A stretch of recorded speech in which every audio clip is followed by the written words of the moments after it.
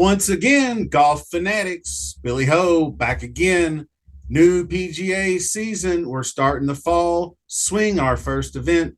I guess it's technically not our first event. We had the Pro Core a couple weeks ago, but this is the Sanderson Farms Championship held at the Country Club of Jackson in Mississippi.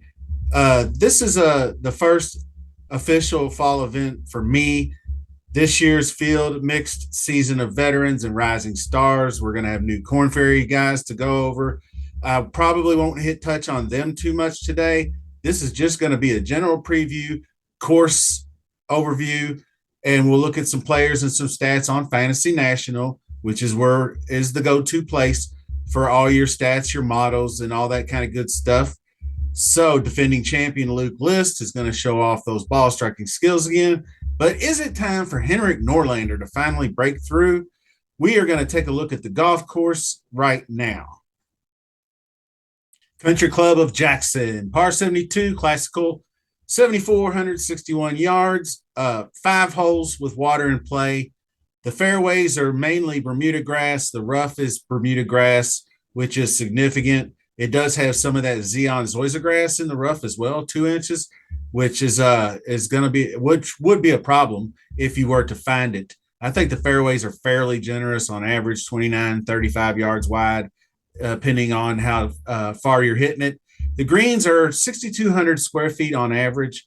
They are Champion Ultra Dwarf Bermuda grass, and say that with a mouthful.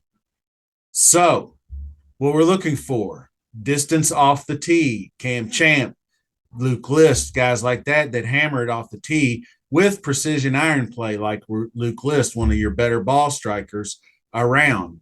And then you just have to dial in a little putting, and every now and then Luke List does. When Luke List putts well, he can win golf tournaments, and he's done that more than one occasion over the last couple of years. So well-protected greens. So players who consistently find greens are going to have themselves plenty of birdie opportunities and a distinct edge.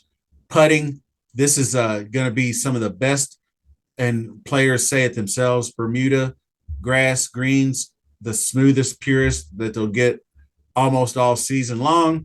Perfect time of the year for it too. So if you used to the greens, a little course history action, players do agree that the more you see it, the better you're at. So hole number 3 is a 590 easily reachable par 5 in 2 that can really kickstart your round. Players really need to get advantage of that front 9 because all but maybe 2 of the holes are birdieable or attackable. The back 9 is a little more difficult. Hole 16 is really tough. Hole 18, very tough. 505-yard par 4. Lengthy uphill, narrow fairways, bunkers guarding both sides, the approach shot into a raised green. So that's going to be a tough hole to probably determine the outcome of the golf tournament.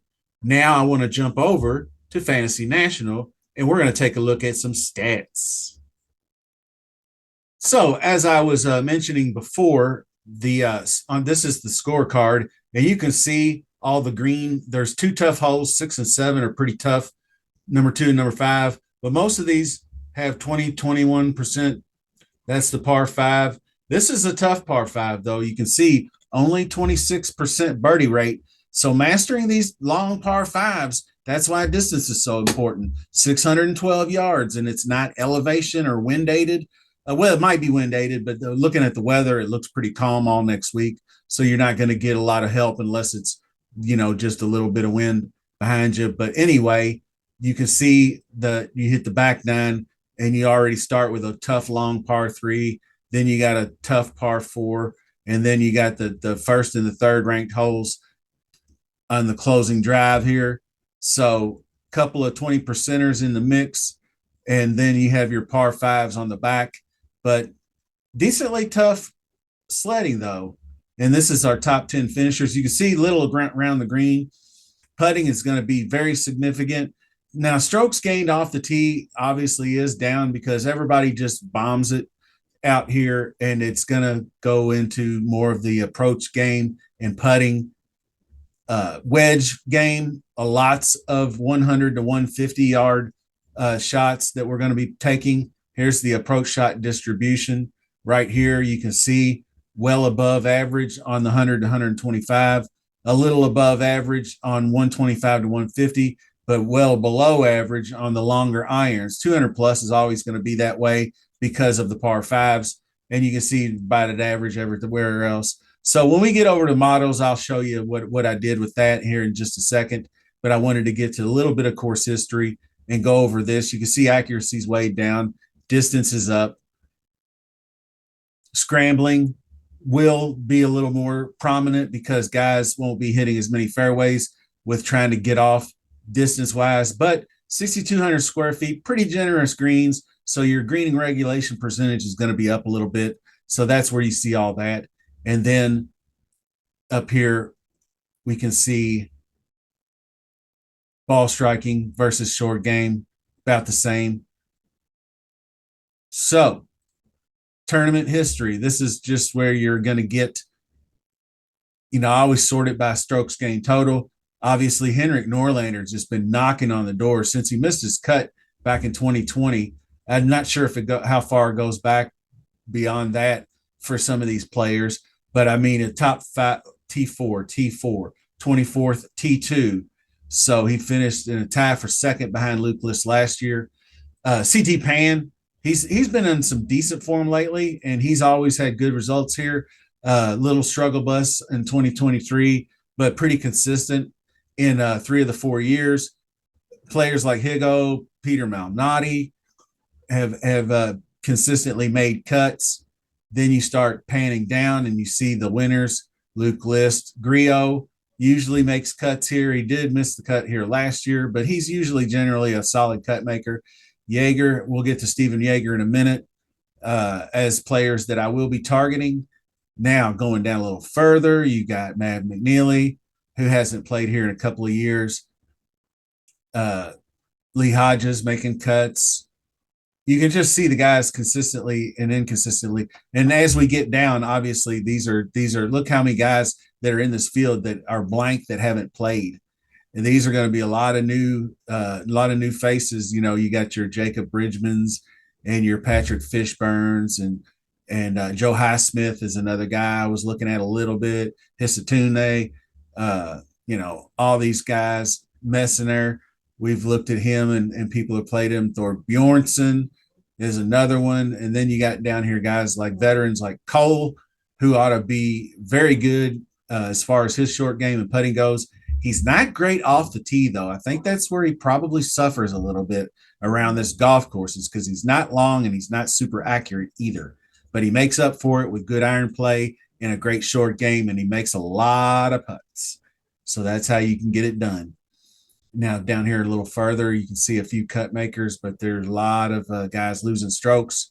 So that's kind of sums it up for the course history. And this is the model.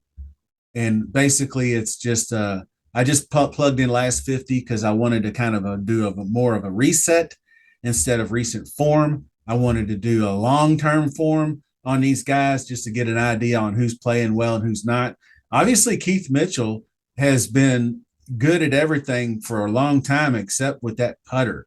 I mean, you can see 122 in the putting, but number one in DK points, birdie or better gained, opportunities gained, and approach in this field for the last 50 rounds of golf.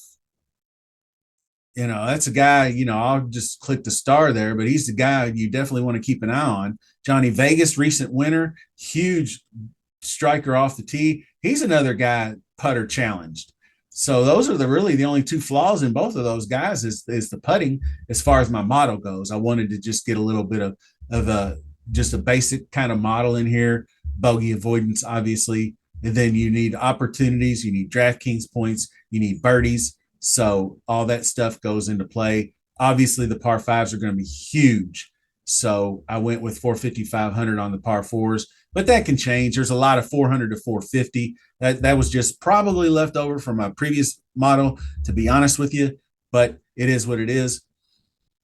So if you go down the list, you got guys like Ben Griffin, Andrew Novak, All these guys are going to be popping in everybody's models because a lot of the stuff is going to be the same thing.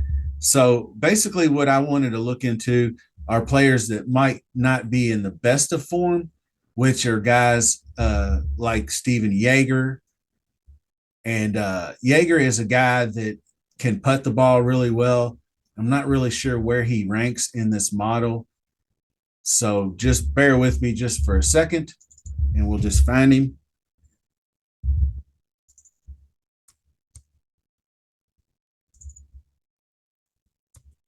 Sorry about that. There he is. I knew he was down here, and I was right on top of him. Just like a funny story from I was in Kroger the other day, and I couldn't find the friggin' Kleenexes. Right, so I'm walking down the toilet paper and the paper towel aisle, and I'm like, "How do you not have the Kleenexes on in the same aisle?" So a woman that works there walks by me, and I'm like, "Ma'am, where are the Kleenexes at? How are they not on this aisle?"